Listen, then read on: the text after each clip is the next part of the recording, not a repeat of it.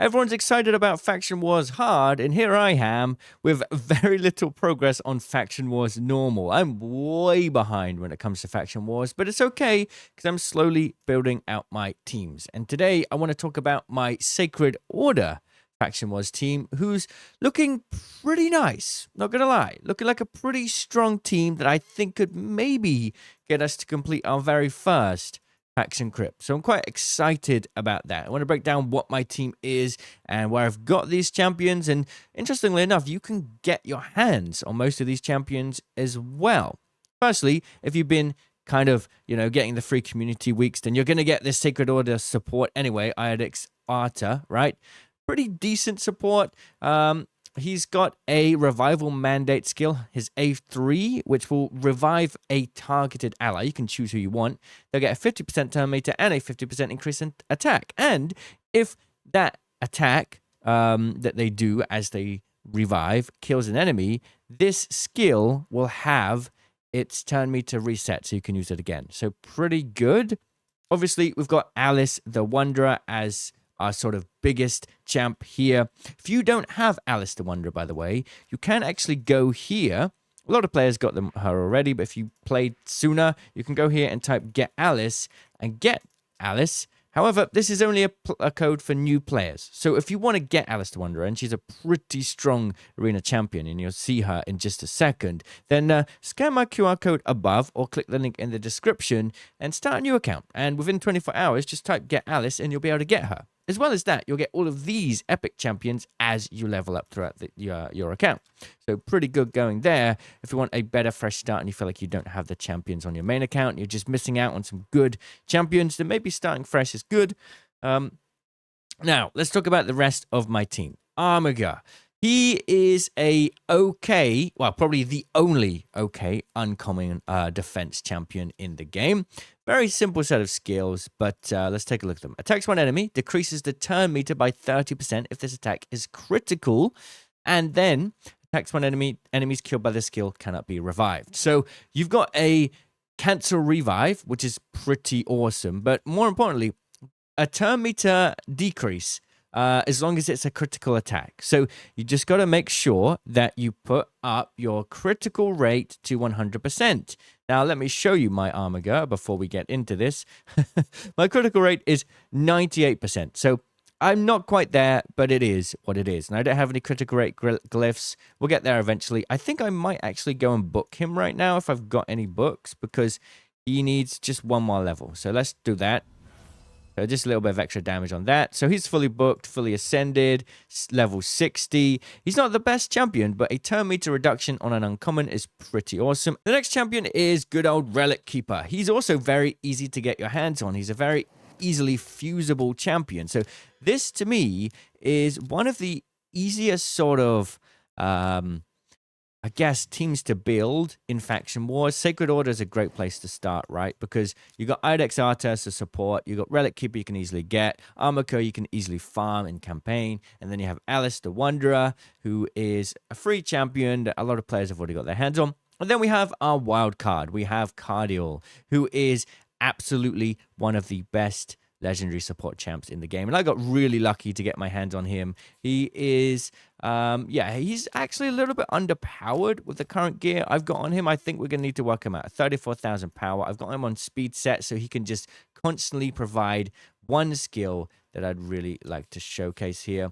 That is his Angel Song. Removes all debuffs, places a block debuffs buff, and revive on buff for 2 turns, and it cannot be removed. This is really, really strong for a lot of areas in Raid Shadow Legends, and I've built him super fast so that he can get this as often as possible, right? It's a 3-turn cooldown by default if you've got the book on it. We do have that.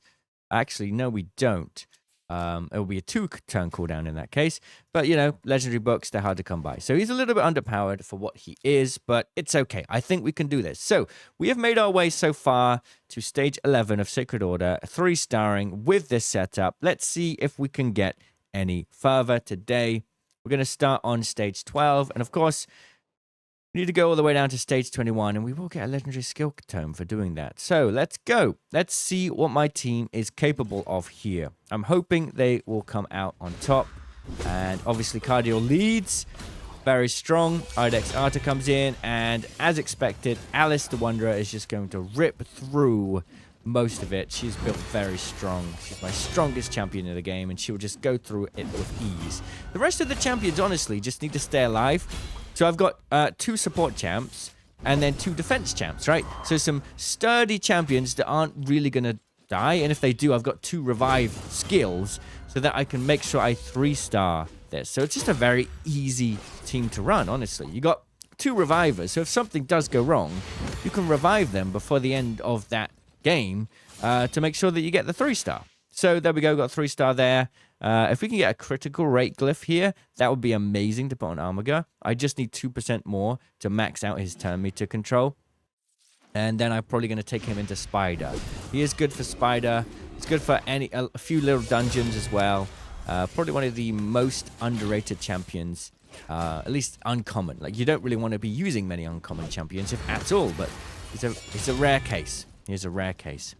And the great thing about having an uncommon champ is you can just farm that champ like crazy, whether it's shards, mystery shards, or from the campaign if he drops there, and use those to book him up instead of actually using a skill tomes. So taking a bit of damage here, so we do need to be a little bit careful. I'm going to actually turn off auto. Oh, Ibex Arta, if he gets the heal from Cardial. There we go, we've got the revive on death, so we don't need to worry, really. And then Alice comes in with the hit. Yeah, so we do need to be a little bit cautious of the fact. Okay, we're going to stage 14, the boss here. I might turn it off auto once we get through the waves. Just a little bit worried about Relic Keeper, sorry, there. That took a bit of damage. If he gets knocked down, we're going to need to make sure to turn off auto, because I feel like Ibex is... His AI sometimes doesn't really pick the res. He doesn't always res when you want him to. So I might turn off auto if this doesn't go too well. But so far, this might be the team to do it. And like I say, almost all of these champs beside Cardial, you can easily get your hands on at this point, and you probably already have if you've been playing Raid over the last couple months, which is great. You know, Cardial is an exception, but you don't necessarily need him. Let's see how much damage you take from this. We resisted it. Okay, great. We've got some decent resistance. There comes a revive on death.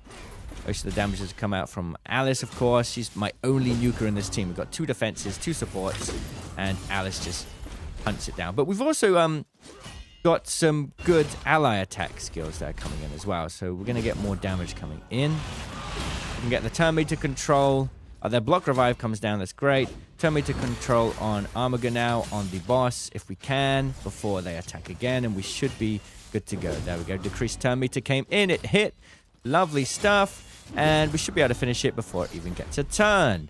Do we do it? Oh, there it comes. Oh, there's the health swap. So that's where we need to be really careful and probably turn off the auto here.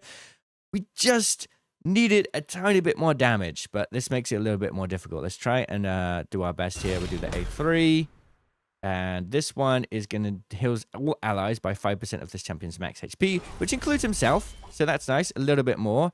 And then we're going to have to do Revive on Death. Here we go. Revive on Death. So even if Ibex Arta dies here, no problem. And then that's an extra turn if the target is killed. That's not going to happen. There we go. And we'll put this on South. This is such a strange ability. He's not going to do much anyway. I think we're pretty safe to put it on auto now. Let's hit that decreased turn meter. There we go. We should be good now. We should be good. Hopefully the attack doesn't come out again. We almost, if we had just a tiny bit more damage, you wouldn't have to drag this out. But it looks like we've got it. There we go. 3-starred. Perfect. And we did get the epic skill tome. And that means we have made our way to the end of this Sacred Order. So we're going to have to wait till the next time this crypt is opened. But progress is going on. I think we're going to need to level up our champs just a little bit for the stage 21. Relic Keeper is a little bit weak at the moment, but he's only 5-star, level 50, so that would make sense. Very happy with my progress so far. Skinwalkers, we've also, of course, got Sun Wukong. Rest of my team is looking very, very weak. A lot of my Faction Wars teams just aren't really coming along, but I feel happy that I'm finally making progress in at least a couple of these crypts. How's your Faction Wars progress going? Let me know, and I'll see you in the comments.